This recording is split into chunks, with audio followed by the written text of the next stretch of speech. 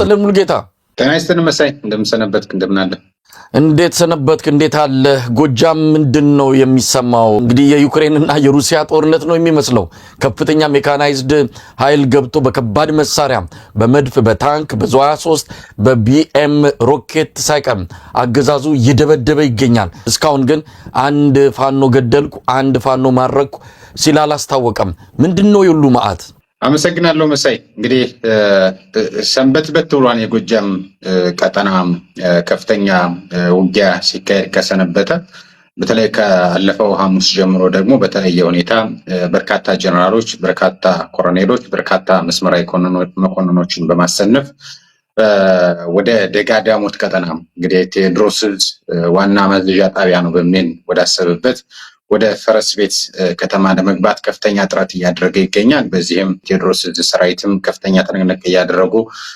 ተሰልፎ የመጣውን የብልጽግናን ሰራዊት ድባቅ ለመምታት ከፍተኛ ጥረት እየተደረገ ነው በነገራችን ላይ አገዛዙ ያው በዋነኝነት ማዕከሉን ደጋዳሞትን ያድርግ እንጂ በጎጃም ቀጠና ከ7 እና ከ8 ወረዳዎች በላይ ላይ ከፍተኛ ውጊያ እየተካሄደ ነው በሸዋ ቀጠናም በተመሳሳይ አንጨቆረርን ጨምሮ ከፍተኛ ውጊያ እየተካሄደ ነው በወሎ ቀጠና እንደዚህ በተመሳሳይ አምባሰል ላይ ከፍተኛ ውጊያ እየተካሄደ ነው በጎንደርም ቀጠና በተለይ ደቡባዊ ጎንደር ተብሎ የሚጠራው አካባቢ ላይ እንደዚህው ከፍተኛ ውጊያ እየተካሄደ ነው አገዛዙ ይሄ እንግዲህ በተለይ የፋኖ ኃይሎች ራሳቸው አቅደው ውጊያ ከመክፋታቸው በፊት ከዚህ በፊትም ስንናገር እንደነበረው በራሴ እቅድ ተመርጬ እቅዳቸውን ማበላሸት አለብኝ በሚል ሂሳብ ከሰኔ 30 ቀን የቀጠለ ከፍተኛ ዘመቻ እንደሆነ አድማጭ ተመልካቾቻችን መግለጽ ያስፈልጋል አንጀኔ ገሊላ ዋሽራና ገረገራ ቀጠናዎች የአገዛዙ ጦር ከባድ ኪሳራ አስተናግዶ ማፈግፈጉና የአካባቢዎቹ በፋኖ ቁጥጥር ስር መሆናቸው ተገልጿል በአፋብን ቴዎድሮስ እዝ ስር የሚንቀሳቀሱ ክፍለ ጦሮች በተለያዩ ወታደራዊ ቀጠናዎች ባካሄዱት መጠነ ሰፊ የመልሶ ማጥቃት እርምጃ የአንጀኔ የገሊላ ከተሞችን ጨምሮ በርካታ ስትራቴጂካዊ ቦታዎችን ሙሉ በሙሉ በቁጥጥር ስር መሆናቸውን ገልጸዋል የዙ ህዝብ ግንኙነት መምሪያ ይፋ ባደረገው ወታደራዊ መረጃ መሰረት በኢንጂነር ክበር ተመስገን ሻለቃ በ102ኛ ኮር 33ኛ ክፍለ ጦርና በሌሎች አርበኞች በተቀናጀ ተጋድሎ የአገዛዙ ጦር ከአንድ ሻለቃ በላይ ሰራዊት ተደምስሶበት ወደ ኋላ እንዲያፈገፍግ መደረጉም ተሰምቷል የቴዎድሮስ ዕዝ 109ኛ ኮር 99ኛ ክፍለ ጦር ኢንጂነር ክበር ተመስገን ሻለቃ ከሐምሌ 9 ቀን 2018 ዓ.ም ጀምሮ በሶስት አቅጣጫ ማለትም በሶስት አቅናጃ መካናይዝድ ኃይል በማሰለፍ ተንቀሳቅሶ የነበረውን የአገዛዙን ኃይል በተካሄደ ከባድ ትንቅንቅ መደምሰሱ ተገልጿል በተለይ ኢንጂነር ክበር ተመስገን ሻለቃ የሚንቀሳቀስበት ደንበጫን ጨምሮ ዋና ወደ ደጋዳሞትም ወደ ምስራቅ ጎጃማዊ ቀጠናዎችን መንቀሳቀስ ዋና መስመር ከመሆኑ ጋር በተያያዘ እዚህ ቀጠና ላይ ከፍተኛ ተጋድሎ ማድረግ በተለይ መካናይዝድ ኃይሉ እንዳይንቀሳቀስ የማድረግ ስራ ኢንጂነር ክበር ተመስገን ሻለቃ መስራታቸው ነው የተገለጸው ጥራት እንግዲህ በአንጀኔ ገሊላና ከብቡይ በኩል አለማሸፋን በመስጠት የጀግኖቹን ቀይ ይዛለው ብሎ የሚንቀሳቀስም በአንጀኔ ገናላ ጊዮርጊስ ዳባና ዋዳን በተባሉ ቦታዎች በተደረገው ውጊያ ከአንድ ሻለቃ በላይ ያገዛዙ ኃይል ተደምስሶ ቀጠናው ሙሉ በሙሉ በፋኖ ቁጥጥር ስር መዋሉ ነው የተሰማው በዚያ ውጊያ ያገዛዙ አዋጊ መኮንኖች የተደመሰሱ ሲሆን ወደ መግደያ ዞን ገብቶ ከባድ ሰብአዊ ኪሳራ የደረሰበት ያገዛዙ ጦር ከፍኖተ ሰላምና ከደንበጫ የተጫነ ተጨማሪ ኃይል ዙ23ን ጨምሮ ከባድ መሳሪያዎችን በመጠቀም የተረፉ አባላቱን ይዞ ለመውጣት እንደተገደደ ነው የተገለጸው በሌላ በኩል ደግሞ የደንበጫ ማህበረሰብ በጥሩምባ በመውጣት የአገዛዙን ጦር ፊት ለፊት በመጋፈጥ ከፍተኛ ህዝባዊ ጀብድ መፈጸሙ ነው የተጠቀሰው በሌላ ወታደራዊ ቀጠና ከቋሪት ጠጠር ማርያም ተነስቶ ዋሽራን ለመያዝ የተንቀሳቀሰው የአገዛዙ ጦር በ102ኛ ኮር 33ኛ ክፍለ ጦር ሙሉ ለሙሉ እንደተደመሰሰ የተገለጠው ትናንት ምሽት በገረገራ ከፍተኛ ኪሳራ አስተናግዶ የነበረው ሰራዊት ከቋሪት ተጨማሪ ኃይል አግደልጥሮ ወደ ዋሽራ ቢገባ በወንዳወክና በዮሐንስ አለማየሁ አርበኞች በተሰነዘረበት በእጅ ውጊያ አቅሙን አጥቶ ወደ ኋላ እንዳፈገፈገ ተገልጿል በተጨማሪ 102ኛ ኮር 33ኛ ክፍለ ጦር ከፈጸመው ድንገተኛ ማጥቃት በተጨማሪ ጎንጂ ቆለላ ገረገራን በወገን ቁጥጥር ስር መዋል እንደተቻለ ነው የተገለጸው በዚህም ሳቢያ በጎንጂ ቆለላ ከተማ የተጠራቀመው የአገዛዙ ሰራዊት እርስ በርሱ ሲተቋቆስ ማደሩ ተገልጿል በተለይም የተጠረነፈው ሚሊሻ ወደ ሰሜን ግባ መባሉን ተቃውሞ አልሄድም በማለቱ በፈነዳው እርስ በርስ ውጊያ ከ3 በላይ ያገዛዙ አባላት መወገዳቸው እርስ በርስ ታውቋል። በሁሉም አቅጣጫ መውጫ ያጣውና በፋኖ የመልሶ ማጥቃት የተቀጠቀጠው ያገዛዙ ጦር የደረሰበትን ከባድ ወታደራዊ ኪሳራ ለመበቀል በንጹሃን አርሶ አደሮች ላይ ያነጣጠረ ጥቃት እንደፈጸመ የተሰማው ሰራዊቱ መድፍ 23 107 ሮኬት በመጠቀም ከህፃናት እስከ አዛውንቶች ያሉ ሰላማዊ ሰዎችን ከእርሻ ቦታቸው ከቤታቸው በማውጣት የከባድ መሳሪያ ድብደባና ጭፍጨፋ ማካሄዱ ተገልጿል። በዚህም አንድ ህፃን ጨምሮ በርካታ ሰዎች እንደተገደሉ ተሰምቷል። ይህ በእንዲህ እንዳለ እንግዲህ በናዝሬት በተካሄደ የብልጽግና አገዛዝ ግምገማ መድረክ ላይ ወደ ሰሜኑ ጦርነት ስንሄድ ሙሉ ሚኒሻና አድማ ብተና ወደ ፋኖ ስለሚቀላቀል መሳሪያቸውን ተቀብለን በምክንያት መደምሰስ አለብን የሚል ውሳኔ መተላለፉን የቴዎድሮስ እዝ ከውስጥ አገኘሁት ባለው መረጃ ይፋ አድርጓል። እንግዲህ ቴዎድሮስ እዝ አክሎም አድማ ብተና ሚኒሻው በአገዛዙ ስራ ከመበላት በፊት አስቀድሞ ወደ ህዝቡና ወደ ህልውና ትግሉ እንዲቀላቀልም እዙ ጥሪ አቅርቧል ማለት ነው። በጎጃም ቀጠና ሆነ ያሉት ሁነቶች እነዚህ ይመስላሉ። አገዛዙ መድፍ ዙ 23 107 ሮኬትን ጨምሮ ወደ ህዝብ እየተኮሰ ነው። የፋኖ አርበኞችን መያዝ አልቻለም። መደበኛ ሚዲያዎቹ ከፍተኛ ፕሮፓጋንዳ እየሰሩ ነው። ቀጥረኛ የሆኑት አዲስ የተገዙት ደግሞ ዩቲዩበሮችም ጨምሮ በጎጃም አገዛዙ ከፍተኛ ድል እንዳገኘ በፕሮፓጋንዳ የበላይነት ለማግኘት ከፍተኛ ጥረት እያደረጉ ታይቷል። ነገር ግን አርበኞቹ ዛሬም ከፍተኛ መስዋዕትነት እየከፈሉ የአገዛዙን ጦር እየደመሰሱ እንደሆነ ታውቋል። እንግዲህ በዚህ በፊትም ስንናገር እንደነበረው መሐመድ ተሰማ ከፍተኛ የሆነ አደጋ በህዝብ ላይ ደቅሟል። በአብይ አህመድ ለመታመን ሲል ህዝብ ሊጨፈጭፍ ይችላል። ስለዚህ ማህበረሰቡም ከልጆቹ ጋር በጋራ ጥምረት በማድረግ ይህን ገዳይ ሰራዊት የማስቆም ስራ ታሪካዊ ኃላፊነት አለበት ስንል ነበር። በሚዲያውን ጨምሮ ደንበጫ ላይ የታየው እውነተኛ ምስልም ይህን ይመስላል። የአካባቢ ማህበረሰብ የደንበጫ ማህበረሰብ በጥሩምባ በመጠራራት ብሎ በመውጣት የአገዛዙን ኃይል የማስቆምና በጋራ የመተባበር ሁነቶች እንደታዩ ተገልጿል። ሌላኛው እንግዲህ የውጊያ ቀጠና ወደ ወሎ ቤት አማራ ሚኒሊክ ህዝብ በሚንቀሳቀስበት ቀጠና ነው የሚያመራው። እንግዲህ በአምባሰል ወረዳ የ23ኛ ክፍለ ጦር አርበኞች ከ70 በላይ የአገዛዙ ሰራዊት መደምሰሳቸውን 51 ክላሽንኮቭ መማረካቸውን አስታውቀዋል። በዚህም 2 ከፍተኛ የአገዛዙ አዛዦች መደምሰሳቸው ተገልጿል። በአፋብን ወሎ ቤት አማራ ሚኒሊክ ህዝብ 104ኛ ኮር ስር የሚንቀሳቀሱ የ23ኛ ክፍለ ጦር አርበኞች ከትናንት ሐምሌ 13 ቀን ጀምሮ እስከ ሐምሌ 14 ቀን ዛሬ ድረስ ባደረጉት ከባድ ወታደራዊ ተጋድሎ ከወታደራዊ አዛዦች ጀምሮ የአገዛዙን ጦር ቆርጠው በመደምሰስና በርካታ የቡድንና የነፍስ ወከፍ መሳሪያዎችን በማረክ አንጸባራቂ ድል መቀዳጀታቸውን አስታውቀዋል። የዙ ሚዲያና ኮሚኒኬሽን መምሪያ ይፋ ባደረገው መረጃ መሰረት የአገዛዙ ጦር መነሻውን በአምባሰል ወረዳ ከውጫሌ ከተማ በማድረግ እዛው ከተማ በተጠመደ ከባድ መሳሪያ ሽፋን እየተረዳ እንዲሁም ሚሊሻዎችን መንገድ መሪ በማድረግ ወታደራዊ ቁሳቁሱን በግመልና በአህያ ጭኖ በአበት ተራራ በኩል ወደ ሚሎ አካባቢ ለመንቀሳቀስ ሙከራ አድርጎ ነበር። የጠላት ኃይል በአካባቢው በሚገባበት ወቅት ቀድሞው ስትራቴጂካዊ ቦታዎችን ተቆጣጥረው አርፍተው የነበሩት የ23ኛ ክፍለ ጦር አርበኞች ሰራዊት ሙሉ በሙሉ ወደ ወጥመዱ መግባቱን ካረጋገጡ በኋላ መውጫና መግቢያ በሮችን በመቆለፍ የጥቃት ዶፍ እንዳወረዱ ነው የተሰማው። ለ2 ቀናት ያህል በተካሄደ በዚህ ከባድ ውጊያ የአገዛዙ ጦር ወደፊት እንዳይገፋ ወደ ኋላም እንዳይመለስ ተደርጎ በፋኖ ቀለበት ውስጥ ገብቶ ሙሉ ለሙሉ ተደምስሶ እንዲቀር የማድረግ ስራ እንዲሰራ ነው የተገለጸው። በዚህ የቆረጣ ማጥቃት እርምጃ ከ70 በላይ የአገዛዙ ወታደሮች የተደመሰሱ ሲሆን ከተደመሰሱት መካከል የ50 አለቃነት ማዕረግ ያለው የሻምበል አዛዥ እና የ10 አለቃነት ማዕረግ ያለው የመቶ መሪ እንደሚገኝበትም ተገልጿል። ቀሪው የተበታተነ ኃይል ዛሬ ከሰዓት በኋላ መተንፈሻ መስመር ለማግኘት በርካታ ቁስለኞችን በወሳንሳ ተሸክሞ ለመሸሽ የተገደደ ሲሆን 11 የመከላከያ ሰራዊት አባላት ደግሞ እጅ ከፍንጅ ተማርከው ለዓለም አቀፍ የምርኮኛ አያያዝ ህግጋትና ለአማራዊ ሴት በተጣጣመ መልኩ አስፈላጊውን እንክብካቤ እየተደረገላቸው እንደሚገኝ የዙ ሚዲያና ኮሚኒኬሽን መምሪያ ይፋ ባደረገው መረጃ ገልጿል።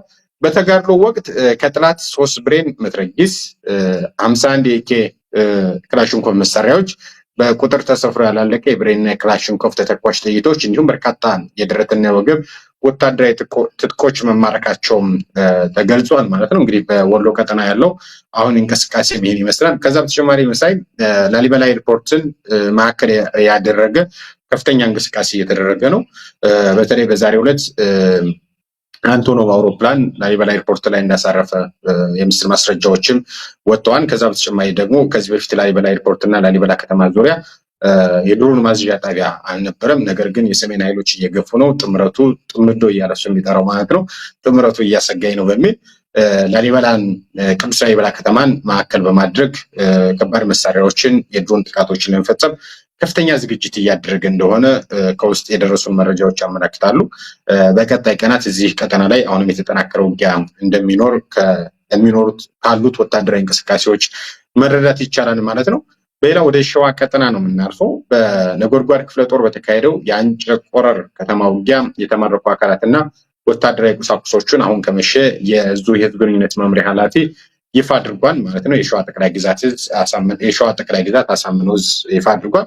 በሸዋ ጠቅላይ ግዛት አሳምነው ዕዝ አጼ ዘርዓ ያዕቆብ ስር የሚንቀሳቀሰው ነጎድጓድ ክፍለ ጦር በዛሬው ጠዋት በአንጨቆረር ከተማ በአገዛዙ ኃይል ላይ በወሰደው የተቀናጀ እርምጃ የአገዛዙን ጅምላ ተጋላቢ የሚሊሻ አባላት በመደምሰስ አመርቂ ድል መቀዳጀቱ ይታወሳል። አሁን ከሰዓት በደረሰን ተጨማሪ ወታደራዊ መረጃ መሰረት በዚያ ወደ ውጊያ በቁጥጥር ስር የዋሉ የአገዛዙ አባላትና የተማረኩ የጦር ቁሳቁሶች ዝርዝር ይፋ ተደርጓል።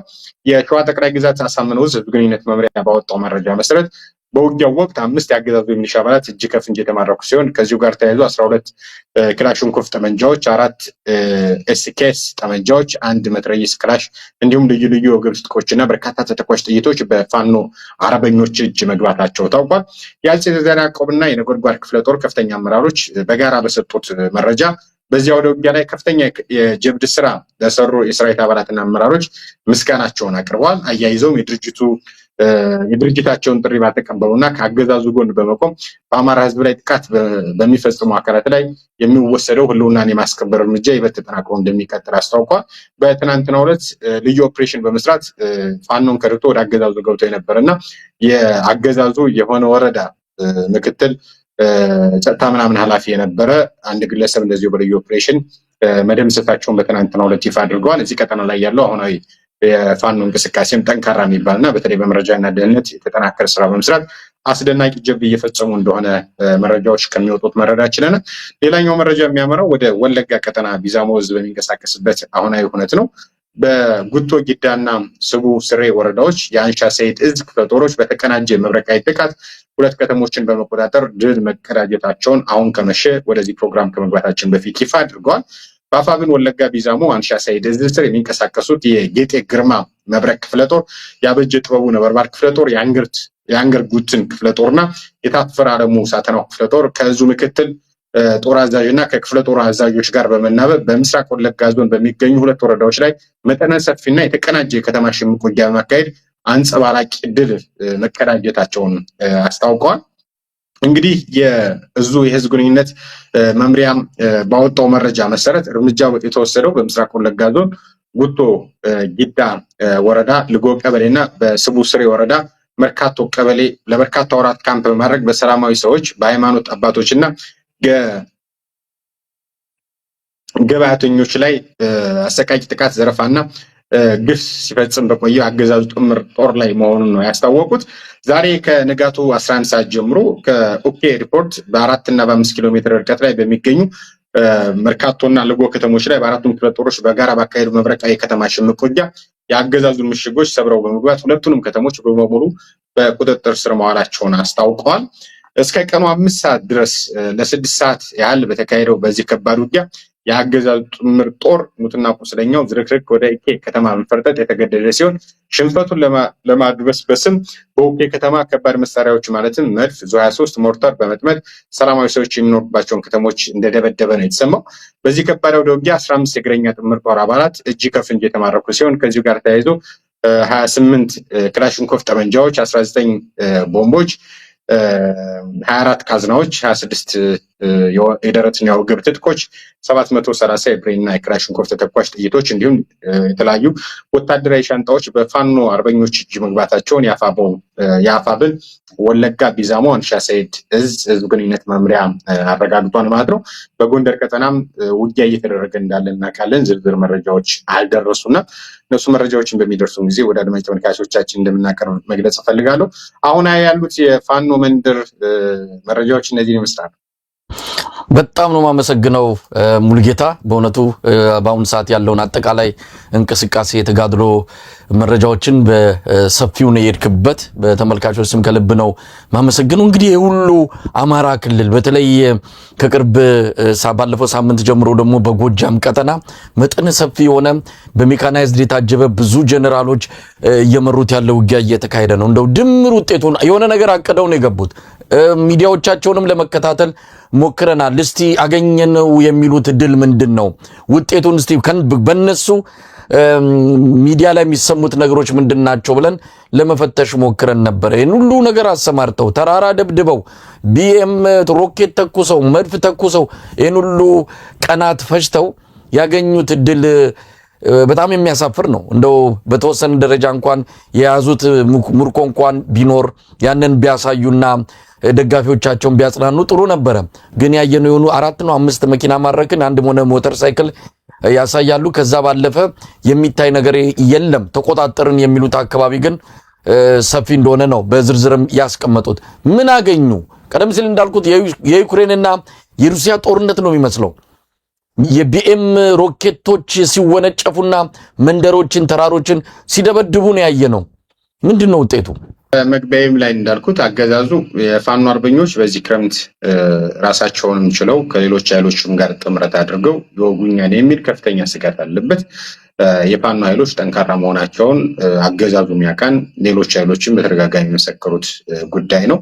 ስለዚህ ፋኖች ከማሰባቸው በፊት ወደ ጥቃት ከመንቀሳቀሳቸው በፊት እቅዳቸውን ማበላሸት አለብኝ በሚል የጀመረው ውጊያ እንደሆነ አድማጭ ተመልካቾቻችን ይህን ሚዲያ እየተከታተሉ ያሉ ወገኖች ሁሉ እንዲያውቁት እንፈልጋለን።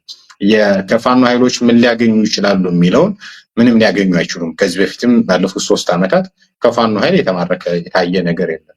እጅ የሰጡ አሉ። እጅ የሰጡትን እንግዲህ ለአገዛዝ ወዶ የገቡ ሰዎች እንዳሉ እናውቃለን። እነዛም በምክክሩ ኮሚሽን ውስጥ እያየናቸው ነው። ከሰሞኑ በተመሳሳይ ግን ከፋኖ እጅ የሚማረክ የለም። ፋኖ በተጨባጭ መማረክ አይችልም።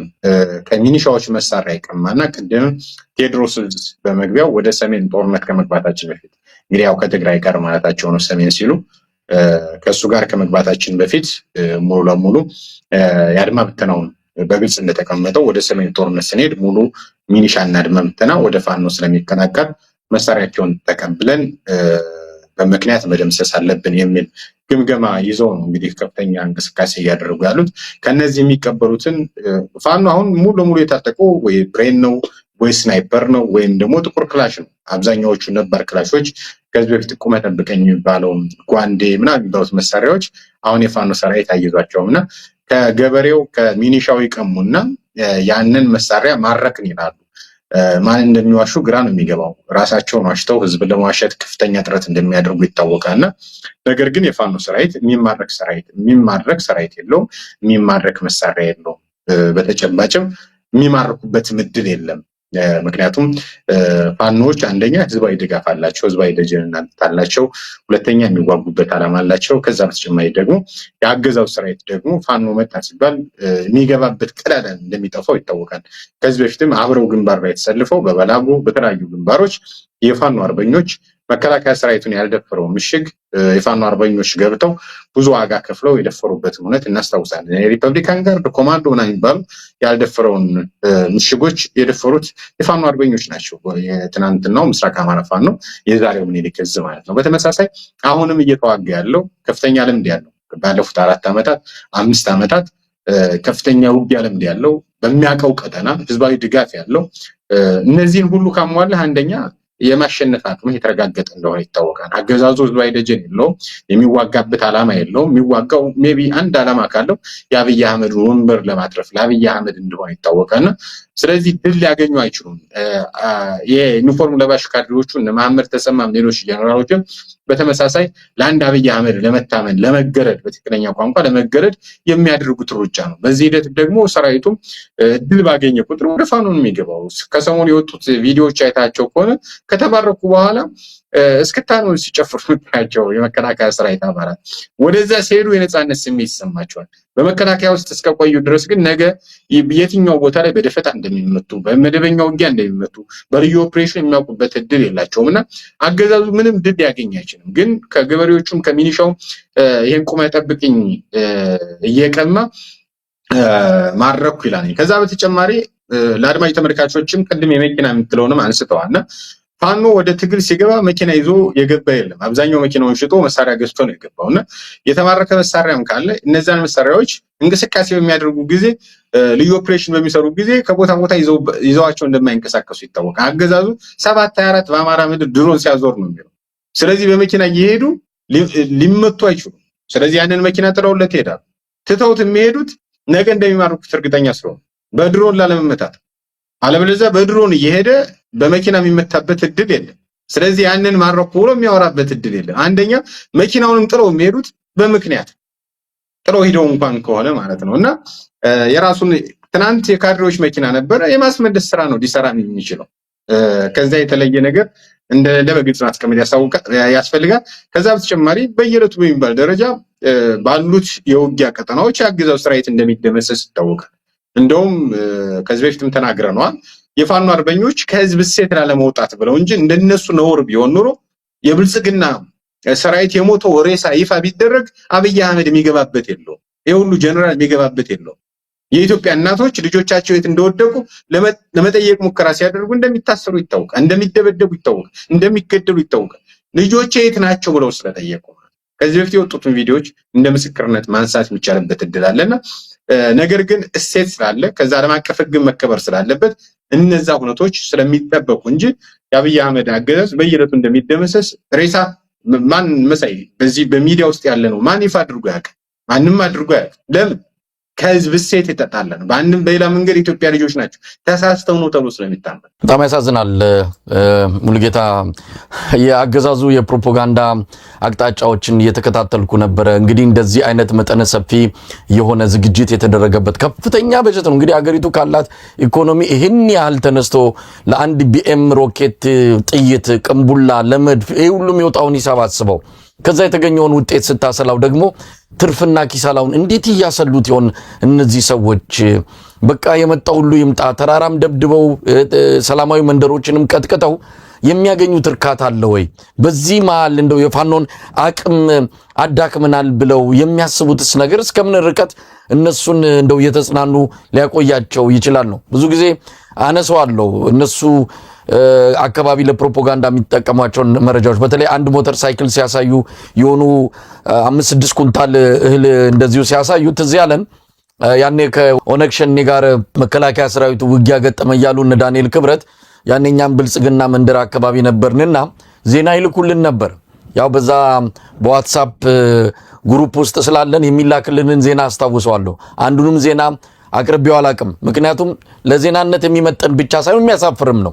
ለምሳሌ አንድ ጊዜ የደረሰን ዜና 2 የኦነግ ሸኔ በጣም የተበጣጠቀ ልብስ የለበሱ እና 25 ኪሎ በሶ ማረክን የሚል ዜና ላከልን ዳንኤል ክብረት እና 25 ኪሎ በሶ ማረክን ብሎ ዜና እንዴት ይቀርባል? እንዲህ አይነት ነገር አንድ መንግስት ሀገር የሚመራ እንደዚህ አይነት ዜና ሲልክል በእርግጥም በጣም የሚያሳፍር ነው። በወቅቱ ያንን የሚያሳፍር ዜናኛ አልሰራ ነው የሰሩ ሚዲያዎች አሉ። እንደው ምን መልስ ልስጠው ብዬ ነበር። በወቅቱም 25 ኪሎ በሶ ማረከን ሲል ወይ በጥብጠጣው ብለ መልስ አትሰጠው ነገር እንታረጋለ በወቅቱ። ስለዚህ በወቅቱ ያው ፈገግ ብለን ያለፍንበት ጊዜ እንደነበረ ነው ማስታወሰውና አሁንም ከዛ የተለየ ነገር አይደለም። ማረከን የሚሉት ይሄን ሁሉ ሰራዊት አሰማርተው ወደ 4 ጀነራሎች፣ 7 ኮሎኔሎች፣ በጣም በርካታ መስመራዊ መኮንኖች ይህን ሁሉ አሰማርተው አገኘን የሚሉት ድል የሆነ ሞተር ሳይክልና 4 ኩንታል 5 ኩንታል እህል እያሳዩ በምን ደረጃ ነው ውጤት አገኘን ብለው እንደው ደጋፊዎቻቸውንስ የሚያጽናኑት የሚለው ነገር ይነሳልና ምን ማለት ይቻላል? ወደ እንትኑ መጣበታለሁ። ሌሎች አካባቢዎች ያሉት አጠቃላይ የፋኖ አቅም በዚህ ክረምት ላይ አዳክመን ለሌላ ጦርነት እንዘጋጃለን የሚሉት ባሰቡት መልኩ እየሄደ ነው። ፋኖ በዚህ አንፃር እቅዱ ከሽፎበታል ወይ? ዝግጅቱ አስቀድሞ ማጨናገፍ የሚለውን የፋኖ አቅም በማዳከም ደረጃ ተሳክቶላቸዋል የሚለውን እንመጣበታለን። ያ እንትን ነው የሚጠበቅ ነው። አገዛዙ የመውጫ መንገድ ነው የሚፈልገው። በአንድም በሌላ መንገድ አጭበርብሮ የህዝብን ትኩረት ሰርቆ ማናጠው ነው የሚፈልገው። ለዛም አጋዥ የሆኑ አጋር የሚሆኑ ኃይሎችን ያሰባስባል። ከሰሞኑም ከዚህ ደጋዳሞት በሚል ፍሬም እያደረጉ ነው። ውጊያ ግን የከፈቱት በሁሉም ቀጠና ደጋዳሞት ብቻ አይደለም። ጎጃም ውስጥ እንኳን ከ7 እና ከ8 በላይ ወረዳዎች ላይ ከፍተኛ ውጊያ ከፍተዋል። በዛም ከፍተኛ ኪሳራ እየደረሰባቸው ነው። እንደ ሀገር አስተዳደር ብለህ ሰጥተው ከዛ ከዞን ወርዶ ወረዳ ውስጥ ገብቼ ተቆጣጠርኩ የሚል እኮ ነው መከላከያ ሰራዊቱ። በነገራችን ላይ ሀገርና ዳር ድንበር ተደፍሮ ማለት ነው። እና የጅቡቲ ድሮኖች ኢትዮጵያ ውስጥ ገብተው እየገደሉ የኢትዮጵያ መሬቶች በሱዳን ሌሎች ቦታዎች ላይ በቁጥጥር ስር ውለው እና እንደዚህ አይነት እውነቶች የምናይበት አሳፋሪ ጊዜ ላይ እንገኛለን። እና የብልጽግና አገዛዝም ማለት እኔ መሳይ እንትኑ ሊያስቅ ይችላል። ማለት 25 ኪሎ ማለታቸው ሌላ የሚያገኙት ድል ከሌላቸው ሊያቀርቡልን የሚችሉት ያላቸውን ነው።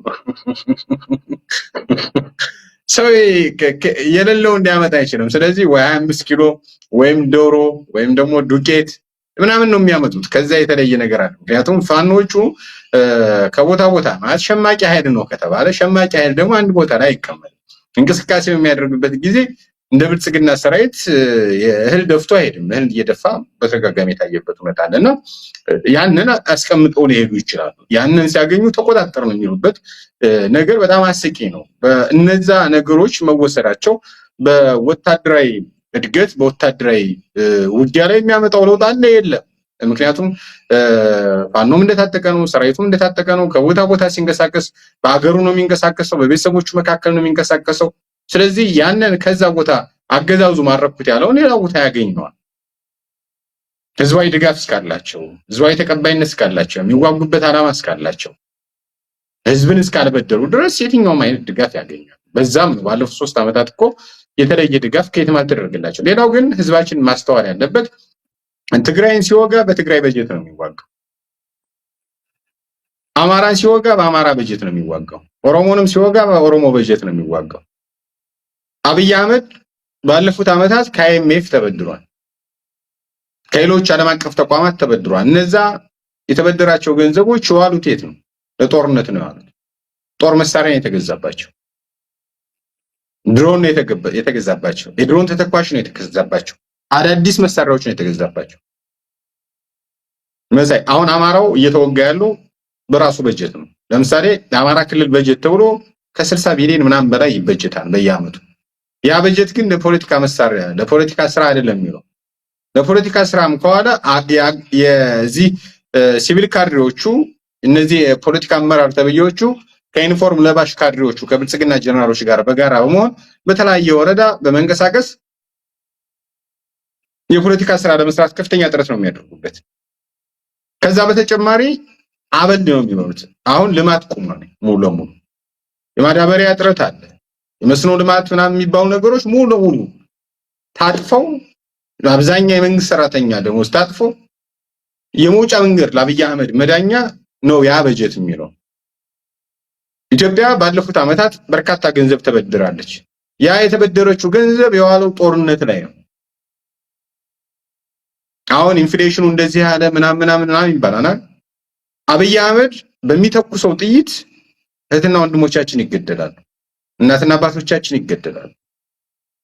ትናንት ደርግ ልጆቻቸውን ገሎ ለተኮስኩበት የጥይት ብር አምጡ ሲል ነበር የሚል ነገሮች እንሰማለን በታሪክ። እንደዚህ አይነት ነገሮች ነበሩ። አብይ አህመድም በተመሳሳይ በሚገላቸው ሰዎች ምትክ ዕዳ እያስቀመጠ ነው። ነገ አብይ አህመድ ለተበደረው ብድር እያንዳንዱ ዜጋ ተጠያቂ አይደለም ነው። የኑሮ ውድነቱ ላይ ጫና እስካመጣበት ድረስ አማራው ዋጋ ይከፍላል፣ ትግሬው ዋጋ ይከፍላል፣ እንዳጠቃላይ ኦሮሞ ዋጋ ይከፍላል። እንዳጠቃላይ ኢትዮጵያ አዘቅት ውስጥ እየገባች ነው፣ በብድር ጫና፣ በኢኮኖሚ ኢንፍሌሽን፣ በሌሎች ጉዳዮች ማለት ነው። ግን አብይ አህመድ ይህን ሁሉ የሚያደርገው ወደ ስልጣኑ ሲሆን ለአንድ ግለሰብ ማለት ነው። ለአንድ ግለሰብ ኢጎ፣ ለአንድ ግለሰብ ስልጣን፣ ለአንድ ግለሰብ ወንበር ሲባል ይህ ሁሉ ዋጋ እየተከፈለ ነው።